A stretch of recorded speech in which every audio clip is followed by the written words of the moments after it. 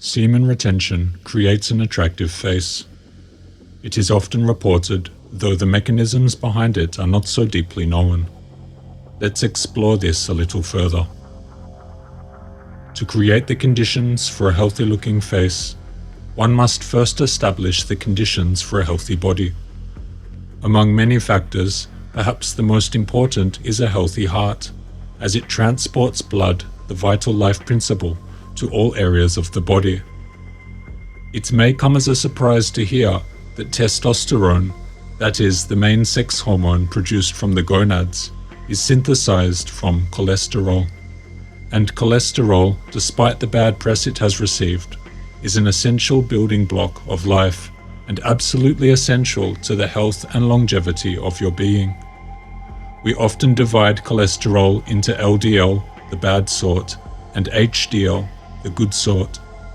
Research has shown that higher testosterone levels suppress HDL cholesterol, the good cholesterol, which plays a critical role in heart health. Thus, elevated testosterone levels are often correlated with cardiac disease risk.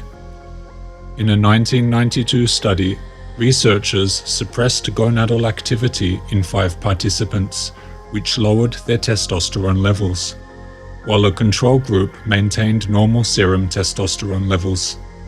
They found that the group with suppressed gonadal activity experienced a significant increase in HDL cholesterol, which is beneficial for heart health.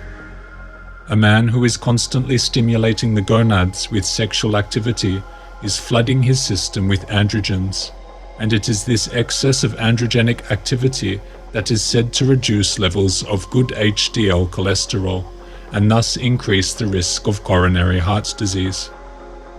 How does this affect facial attractiveness? It is thought that deterioration of the heart is reflected in deterioration of the face. Reduced levels of HDL cholesterol are often a sign of malnourishment. Studies have found that malnourished individuals tend to have lower levels of HDL cholesterol. I believe this is why many writers of old often connected excessive sexual or masturbatory practice to facial wasting and unattractiveness of the face. The renowned Swiss physician of the 18th century, Dr. Tissot, wrote, "The first symptoms which occur in those addicted to this practice are, beside those already enumerated, a great loss of strength, extreme paleness, sometimes a slight but permanent yellowness, frequently pimples which disappear and are as constantly replaced by others. They show themselves in every part of the face, but particularly on the forehead, temples, and near the nose. Considerable emaciation. When the heart loses its functionality, the transport of nutrients often suffers, and this becomes most visually apparent in the face. I believe most are already somewhat aware of this fact, as we all know exercise makes us look better, especially in the face.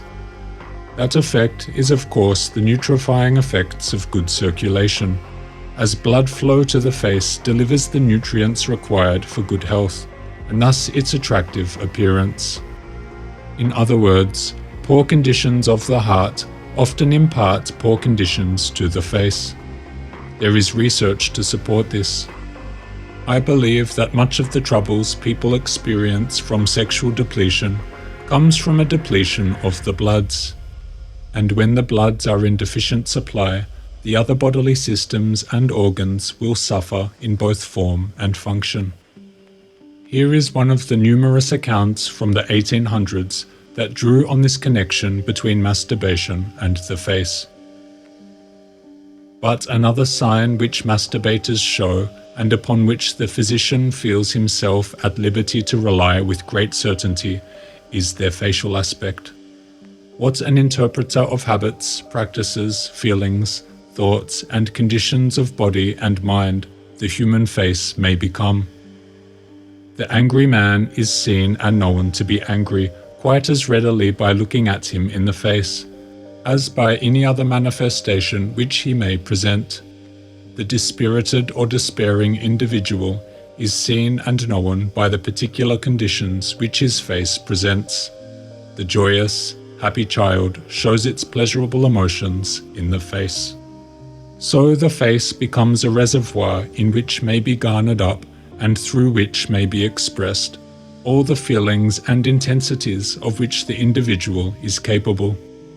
The treacherous man, the lecherous man, the vain man, the overbearing egotist, the calm, resolute, well-balanced, self-sustained man, all may have their peculiar characteristics or conditions of mind portrayed with a good degree of exactness through their physiognomical expressions. When masturbation has been pursued sufficiently to have established between the sexual organism and the aspects of countenance a strong conditional sympathy, then the face comes out like a face on canvas under the touches of the artist, and shows not only the outlines of resemblance, but the great features of character. And what is as sad as anything can be, is that the one who wears this face comes to be conscious of its peculiarity of expression, and so a higher sensitiveness springs up and takes possession of him or her, until it forms a part in the exhibition of manners which such persons show, and adds quite a good deal to the certainty of the evidence thus accumulated, whereby to determine the secret vice to which they are victims. I think that I need but one look at a young man who indulges in this vice to determine the fact of such indulgence, as against all oaths or vows of innocence he can utter, though he should pile them up mountain high. Nature leaves her unmistakable traces of the sin of which he is guilty, and no asseverations to the contrary would have much influence with me. And if I were to give up my conclusions formed upon such signs as I have quoted above, of which the aspects of countenance form the climacteric, it could only be under such positive and determinate furnishment of evidence that these peculiarities were to be attributed to diseases of an entirely different kind from those which masturbation produces, and yet whose signs and symptoms do occasionally strongly simulate those which this terrible vice so surely creates. As written above, the signs of sexual depletion can be seen in the face. I think much of this comes down to blood. When the blood is diverted into one area, such as the testes, it draws that nutrition away from other areas. Areas with less blood become dysfunctional and degenerative over time. Such is the case of male pattern hair loss. Its origins lie in a lack of blood flow, and the physical response is the deterioration of these hairs. This usually occurs when excess testosterone and, as a byproduct, excess DHT is produced. And similarly, male pattern hair loss is linked to an elevated risk of cardiac events in future. That said, this should not cause undue worry if you are balding. The majority of men will experience some degree of hair loss in their lifetime, and heart-related illnesses remain the leading cause of death worldwide. Such is the natural course of life. But awareness can help us make informed choices to support both our health and appearance. I think this follows a similar line of logic to what the studies have found regarding testosterone and heart health. That is, increased sexual activity stimulates testosterone production. Elevated testosterone, as demonstrated in clinical studies, suppresses HDL cholesterol, the form of cholesterol most protective of heart health.